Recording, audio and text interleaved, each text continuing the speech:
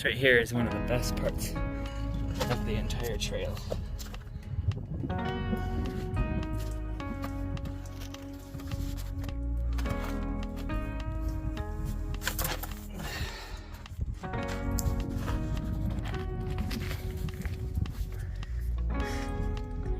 If you recently watched my videos, this rock is where I dropped my phone. You recognize this shape right here. And the snow was actually probably this level. So that's like 5 feet deep. And you can see there's just lots of rocks around here. And if my phone had really gone any farther, it would have gone very, very low. And so I kind of wonder how much snow was piled up right here in this area, because the snow level was like here, and I dropped it, and it was like my phone had like gotten stuck right in this area. So it really could have gone a lot farther, but I'm glad that I've got my phone here. That was a couple weeks ago. Glad that I was able to come up here and dig it out and rescue it, and that it's all okay.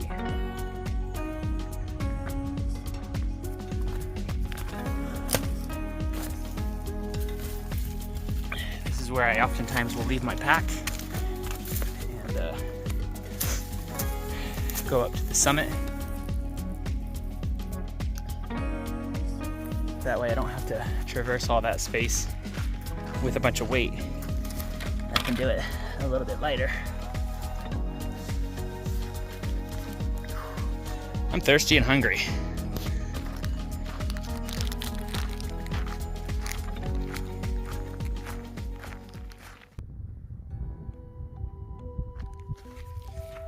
Today's a really nice morning.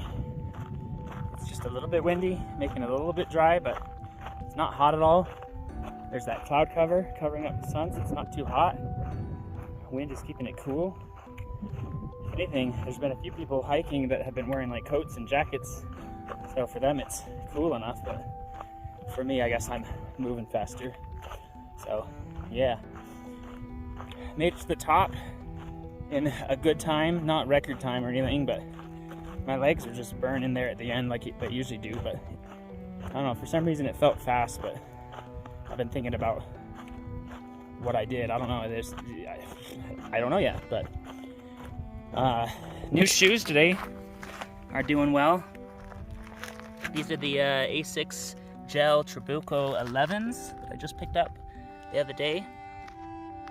These have been pretty good. These are my first time being in the shoe, so I guess first impressions, they feel a lot like the Trabuco 10s. I felt so safe enough to put them on and wear them on a long, heavy run today. Slight difference though, they don't feel as wide in the toe area as the 10s, and they overall feel like they feel more like a regular shoe, I guess, if that makes sense. More like a regular Saucony Guide or Asics GT 2000 that I'm used to. Not as aggressive into the toes, but still a good shoe nonetheless. The version 10 had a little more of that aggressiveness rolling into the toe area that I liked, but these will still do fine for what I use them for. They updated the texture, the layering on the sides with a more traditional kind of texture. The version 10 was like a double fabric layer, like here, and this layer has this welded plastic here, which is a much better function. And then the other thing they changed is the 10s had a pocket for the laces, and these ones have this little grabber here, which is a nice change. I found that sometimes the pocket didn't always hold the laces in there very good. Sometimes the laces would fall out and then I have to stop and put them back in that little pocket. But overall, a good pick, and I like the colorway, the black on top with the highlight yellow and lime green, or the lime green color and the orange. So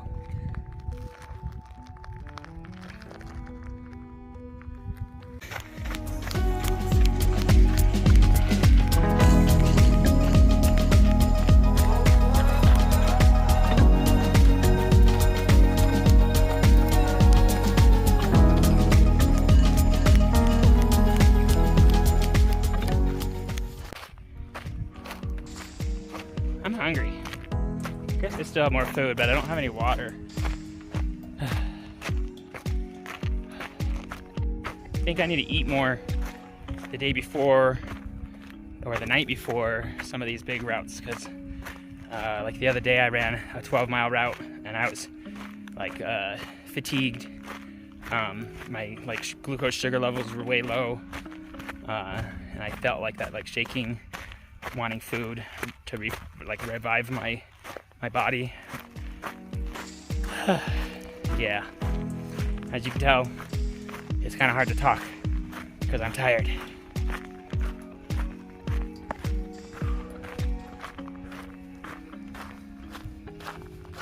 That'll stop you in your tracks.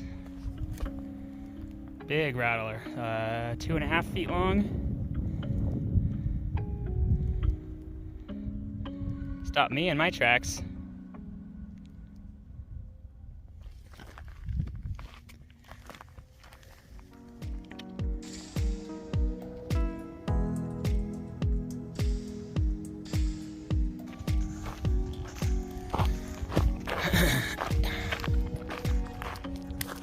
One thing, I'm not really scared of snakes, but I have come across a few snakes. There was one time I jumped over a rattler at night. I didn't have a headlamp on, just saw a dark thing and jumped over it. But it was like that snake where it was sprawled across the trail. So that snake wasn't even rattling its rattle. So it rattled it once. It had a little tick. But yeah, snakes, do they scare you when you're running? I know there's been a few times I've had those encounters where afterwards I was just kind of like freaked out a little bit. But the amount of times that I come across them and I've been able to just kind of run around them or whatnot is like, I'm more scared of like when I'm traveling slow and I like put my hand somewhere or step somewhere where there's a snake that I'm not seeing. So, or if I'm off trail, which is going to be more of their domain, right?